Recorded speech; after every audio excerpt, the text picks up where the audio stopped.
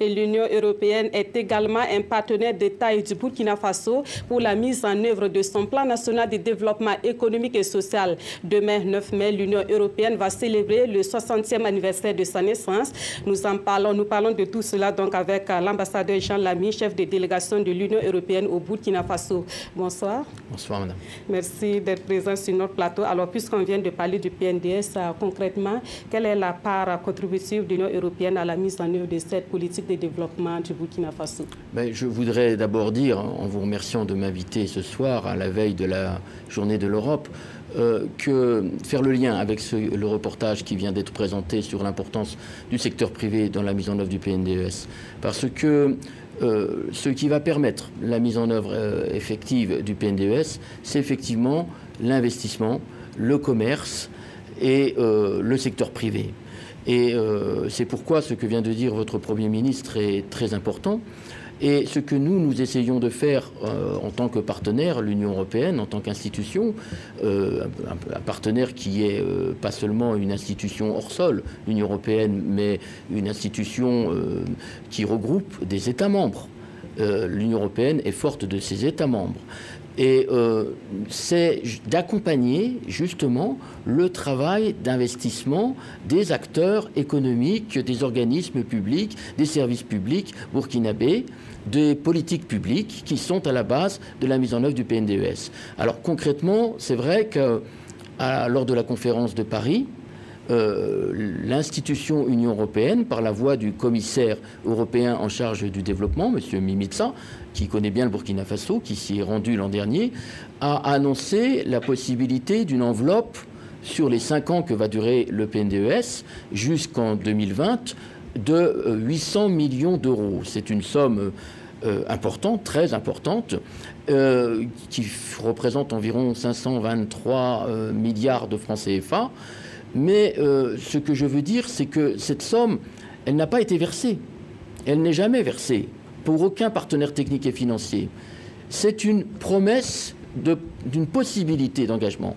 Parce que dans l'aide internationale, tout don fait l'objet d'un contrat, tout prêt fait l'objet d'un contrat. Et donc c'est au fur et à mesure du dialogue que nous avons avec les autorités burkinabées que cet appui sera mis en œuvre. Merci. Et en dehors du PNDS, quel est le point que vous pouvez faire sur le partenariat qui existe à l'heure actuelle entre l'Union européenne et le Burkina Faso? Bien, les relations sont excellentes entre l'Union européenne et le Burkina Faso. Elles sont excellentes d'abord sur le plan politique, parce que l'Union européenne est aussi un acteur politique. Pas plus tard que la semaine dernière, nous avions avec le ministre des Affaires étrangères et de la coopération et des Burkinabés de l'étranger, avec plusieurs autres hauts responsables, avec plusieurs ministres, une réunion de dialogue politique avec les ambassadeurs des États membres de l'Union européenne présents ici au Burkina Faso, moi-même, et donc du côté burkinabé, plusieurs ministres. De quoi nous parlons? Nous parlons de la politique, des politiques publiques, de la gouvernance, des droits de l'homme, des sujets prioritaires. Et nous avons des sujets de conversation qui sont très intéressants, qui sont ceux de la sécurité, qui est aussi un domaine où il y a une coopération de l'Union européenne et de ses États membres au Burkina Faso. Nous parlons des sujets très importants pour le développement du Burkina Faso, comme le contrôle des naissances, la démographie, les droits des femmes, qui sont des sujets qui impactent autant le développement que les routes et que les infrastructures. Il faut les deux choses pour permettre le développement. D'accord. Parlons à présent donc de cette journée de demain, la journée de l'Europe qui sera donc célébrée demain 9 mai. Concrètement, qu'est-ce qui est prévu au programme de cette célébration?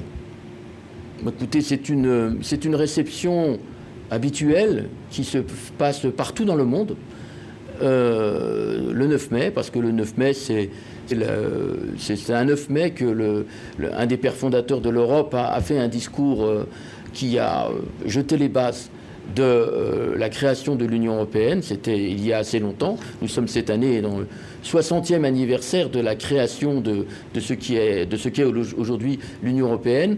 Et donc demain, c'est l'occasion pour la délégation de l'Union européenne ici, au Burkina Faso, de se retrouver avec tous ces acteurs, avec tous les partenaires burkinabés, avec tous les autres partenaires d'aide au développement, pour discuter de l'Europe, de la coopération entre l'Europe et l'Afrique, entre l'Europe et le Burkina Faso. Alors, on ne va pas vous laisser partir sans prendre une réaction sur l'élection de M. Emmanuel Macron à la tête de la France. Quels peuvent être très rapidement les enjeux de cette élection sur l'Union européenne? Mais comme je le disais à l'instant, l'Union européenne, ce n'est pas une institution hors sol, ce n'est pas une banque. Elle est forte de ses États membres.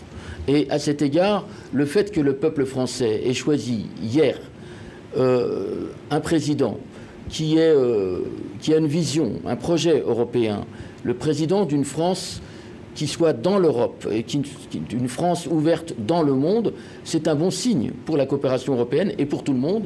Et je voudrais dire, aujourd'hui nous sommes le 8 mai. Le 8 mai, c'est aussi l'anniversaire de la fin de la Deuxième Guerre mondiale. Eh bien, c'est sur ce projet-là que s'est construit le projet européen. Et c'est notre avenir à tous d'avoir une Europe forte. Merci beaucoup, Mme Jean Labi, chef de délégation de l'Union européenne, d'être passé sur notre plateau. Et bonne célébration pour demain. Je vous remercie.